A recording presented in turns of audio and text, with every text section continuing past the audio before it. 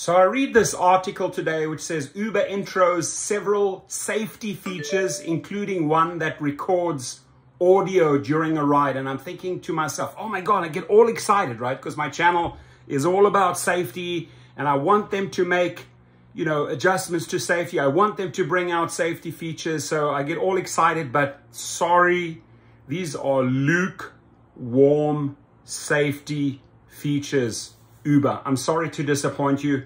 It is not what I was hoping for. So let's go through it. Uber is adding several new safety features to its app, including an audio reminder to riders to wear their seatbelts, right? Well, let me just stop there for a second.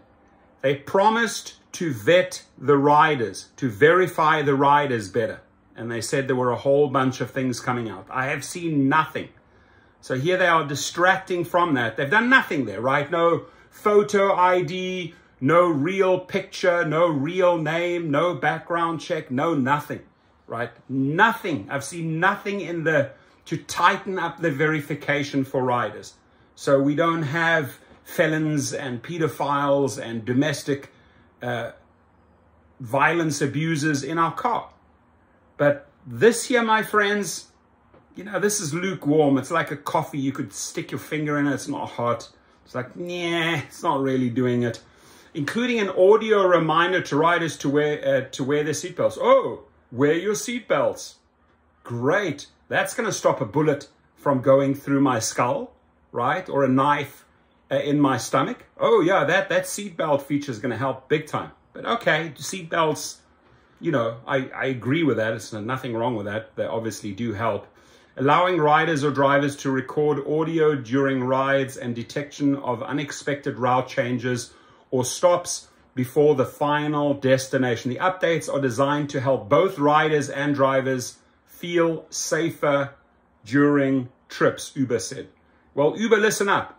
I've given you the best of the best ideas, and a lot of that feedback comes directly from my subscribers and friends in this channel, right? Real drivers. They've given you tons and tons of good ideas for safety.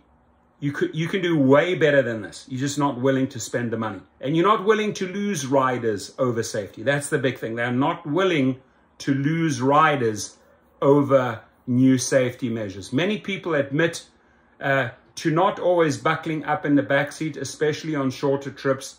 And that can create an uncomfortable situation for drivers, which is true. Kristen Smith, Road Safety Public Policy Manager at Uber. Ooh, big title. How about Kristen Smith? Listen up. Do something proper for the drivers, right? Not this lukewarm BS here.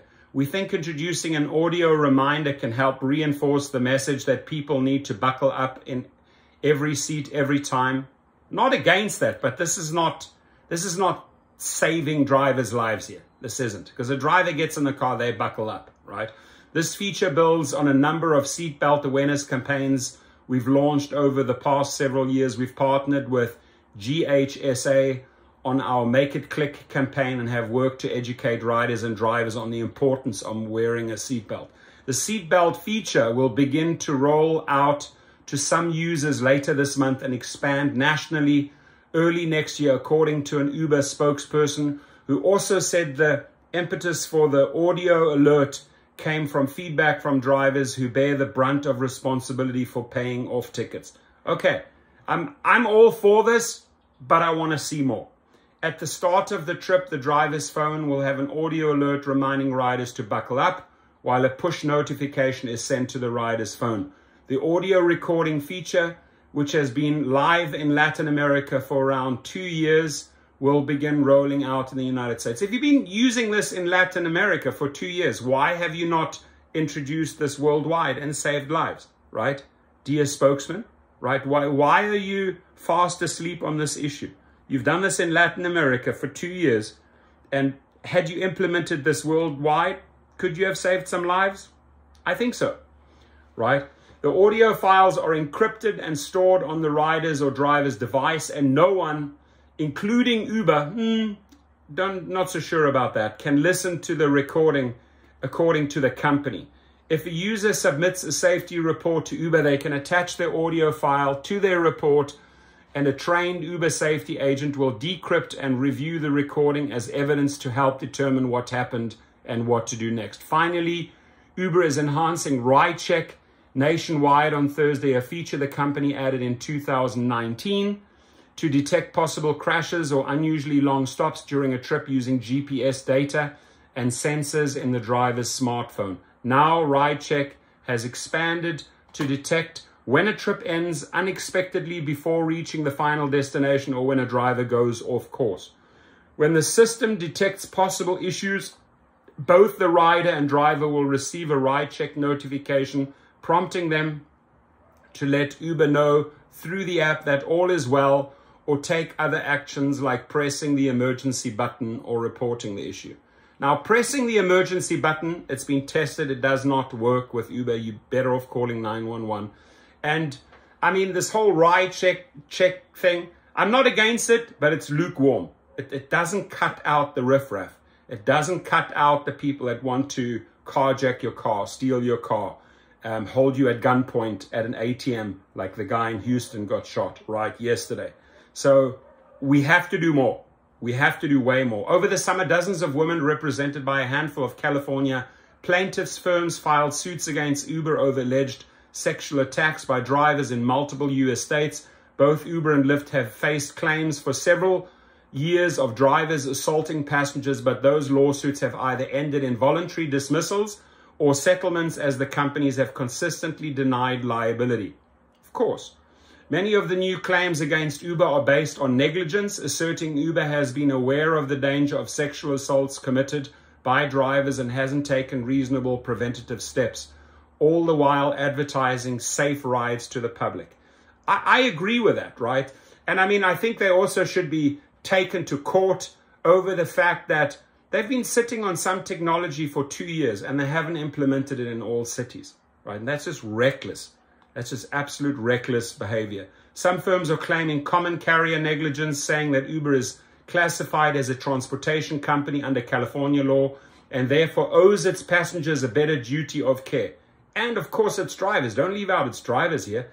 Several of the cases are also claiming product liability, saying that Uber's product, the app-based platform connecting riders and drivers, fails to keep passengers safe. The new safety features, in particular the audio recording and updates to ride check, could be moves by the ride-hailing giant to cover its bases in the midst of lawsuits. Absolutely, that was the first thing that came to my mind. Uber did not comment on the claims against the company, instead pointing out that the audio recording feature has been present in 14 Latin American countries since 2019, where 70% of the riders and drivers surveyed in Rio de Janeiro said the feature made them feel safer when using Uber. And Dara Koshashawi, if that's the case in Rio de Janeiro, why was this not in New York? Why was this not in Houston? Why was this not in Sydney, Australia, Cape Town, South Africa, Berlin, Germany, Tokyo, Japan, Vancouver, Canada? I can go on and on and on. Why only in Latin America if it apparently worked? And the driver said, and the rider said it made them feel safer when using Uber. Why did you not use it in all countries? Also in 2019, Uber came under fire for its safety transparency report, which revealed that the company had received nearly 6,000 reports of sexual assault in 2017 and 2018. On its platform, the report prompted a probe from the California Public Utilities Commission, CPUC, which later fined Uber $150,000 for refusing to hand over data about drivers and riders who were sexually assaulted. Uber also agreed to pay the CPUC $9 million to be spent on addressing physical and sexual violence in the state. The CPUC specifically wanted incident details, including date, time, and location of assault, information that Uber's GPS capabilities and these new safety features like reports of shortened rides could potentially provide. An Uber spokesman told TechCrunch that nothing specific had prompted the enhancements to ride check. We are just adding additional situations as the tech is now ready and riders are coming back. Right. So if riders are coming back, I want to introduce you to a great safety feature called Display Ride. You know, that's the size there in my hand. The cool thing about this, ladies and gentlemen, there are dash cams. I hope every single individual has a dash cam. But the cool thing about this little sucker here, it uploads the footage into the cloud. So let them try and steal your car or steal your dash cam or destroy your dash cam and think they have destroyed the evidence. Too late. The evidence is already in the cloud. It can be shared with police. It can be shared with your insurance company. It can be shared if they are wrongfully terminating you, right? So check that out, Display Ride. The link is below. So, you know, okay, a step in the right direction, but not enough. Absolutely not enough for me, at least. I would love to hear your comments, my friends. Have a great day and stay safe out there.